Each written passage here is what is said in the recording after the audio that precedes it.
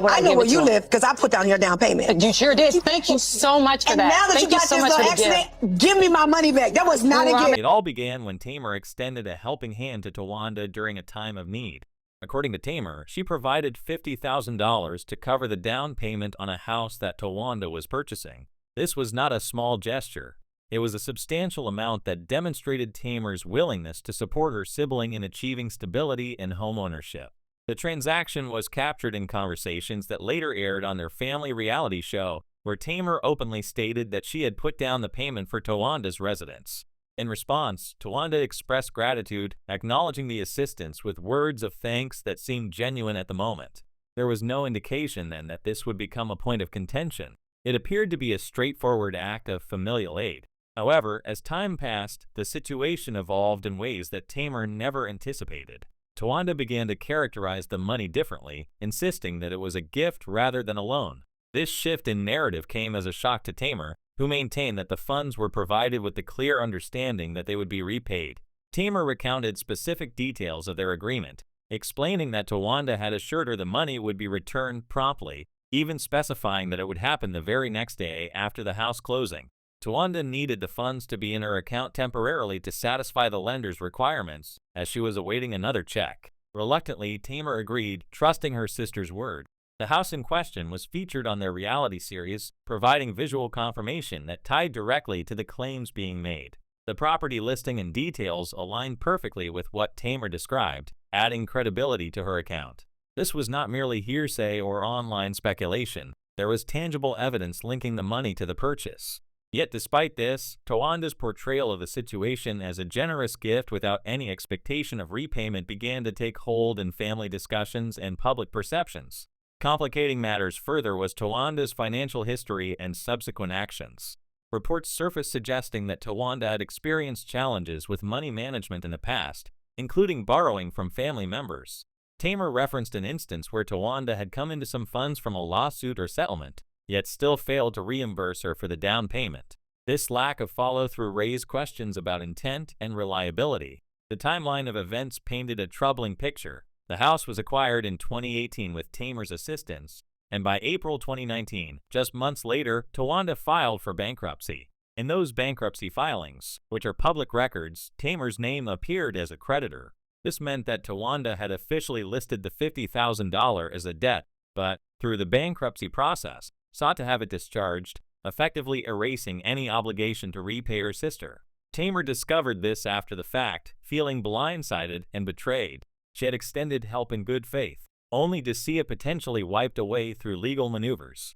The discrepancy in the amounts, Tamar claiming $50,000 and Towanda countering with $35,000, added another layer of confusion and distrust. Tamar argued that any difference could be attributed to accumulated interest over the years of delay, but Towanda stuck to her lower figure, further muddying the waters. Beyond the down payment issue, there were additional financial entanglements that highlighted a pattern of dependency and unauthorized use. Tamar revealed that she had been covering phone bills for Towanda using her own credit card. This wasn't limited to one line. It extended to multiple phones, reportedly up to 6. Tamar decided to remove her card from these payments upon learning the extent of the usage, prompting confrontation. Towanda's response was dismissive, treating it as inconsequential, which only fueled Tamar's frustration. These incidents suggested that Towanda had been relying on Tamar's resources without full transparency or consent, straining their relationship even more. The family dynamics played a crucial role in escalating the conflict. During confrontations on the show, the other sisters, Trina, Tony, and even their mother Evelyn, appeared to side with Towanda or remain neutral, which Tamar perceived as gaslighting. She felt isolated, with her truthful accounts being downplayed or dismissed as exaggerations. Tony, in particular, acknowledged knowing about certain aspects, but defended the idea that family helps each other without strings attached. This stance ignored the specific promises made and the legal steps taken to avoid repayment. Trina and others echoed similar sentiments, creating a united front that left Tamar feeling like the outlier, the one causing unnecessary drama. Tamar's mental and emotional struggles were well documented, making the family's response even more hurtful. She had been open about her battles, and to have her own siblings question her credibility on national television felt like a profound betrayal. In one heated exchange, Tamar warned that she knew more than she was letting on, hinting at deeper secrets within the family. This was not an idle threat, but a signal that she had restrained herself for the sake of unity, but her patience was wearing thin. The real estate aspects of the story underscored the implausibility of Towanda's gift claim. Home purchases require meticulous documentation of fund sources. Lenders demand proof that any large deposits, especially from family, are either gifts with accompanying gift letters or loans with repayment terms. If it was truly a gift, proper paperwork would have been filed at the time. Tamar's version, that it was a short-term bridge to meet lender criteria, aligned with common practices in such situations. Towanda's later bankruptcy filing to discharge the debt suggested an intent to permanently avoid repayment, which contradicted any notion of it being a no-strings gift. Public reaction was divided, with many siding with Tamar based on the available evidence. The show dialogues, property records, bankruptcy documents, and consistent timeline. Others hoped for reconciliation, viewing it as typical sibling squabbles amplified by fame. However, the pattern of behavior, unauthorized credit card use, unfulfilled repayment promises, and family enablement pointed to something more systemic. Tamar had previously helped in various ways, only to be taken for granted. Towanda attempted to reframe the narrative, suggesting that Tamar offered the money unprompted as a controlling gesture, part of a dynamic where the more successful sister dictated terms. She portrayed herself as reluctant to accept but ultimately grateful, emphasizing past mutual support among the sisters.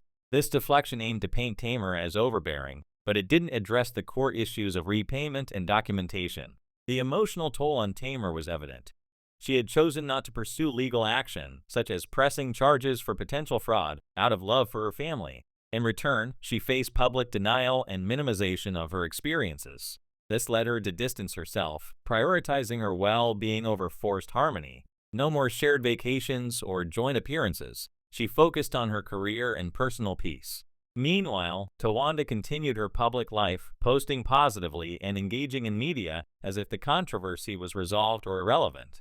But online discussions kept the story alive, referencing the indisputable records. The scandal became a permanent part of her narrative, a reminder that actions have lasting consequences. This saga illustrated how money can corrode family ties, especially under the spotlight of celebrity. What was once a symbol of Braxton's solidarity now revealed cracks filled with resentment, possibly rooted in jealousy over differing levels of success. Tamar had carved out a prominent career with hits, television roles, and independence, while others navigated their paths with varying outcomes. Success bred envy, and in this case, it manifested in financial exploitation. The other sister's complicity was particularly stinging. Knowing the facts yet choosing to protect Towanda enabled the behavior, prioritizing image over accountability. Tony's on-camera admission of awareness, coupled with her nonchalant demeanor, exemplified this. Defending theft under the guise of family assistance set a dangerous precedent. Tamar's restraint spoke volumes about her character. She absorbed the hurt to preserve some semblance of family, but the repeated invalidation pushed her to a breaking point. Her warning about buried secrets indicated untapped knowledge that could further unravel the group's facade if unleashed.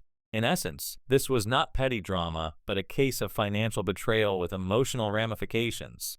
Tamar lent $50,000 in 2018 to facilitate a home purchase, expecting repayment the next day. Instead, Towanda closed on the house, filed bankruptcy in 2019 to discharge the debt, used Tamar's credit for phone bills, and reframed the transaction as a gift. The family, aware of these details, rallied around Towanda, gaslighting Tamar in the process. The evidence was compelling.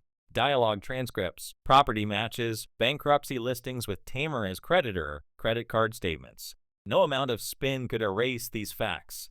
Towanda's audacity in maintaining innocence amid clear documentation highlighted a calculated approach.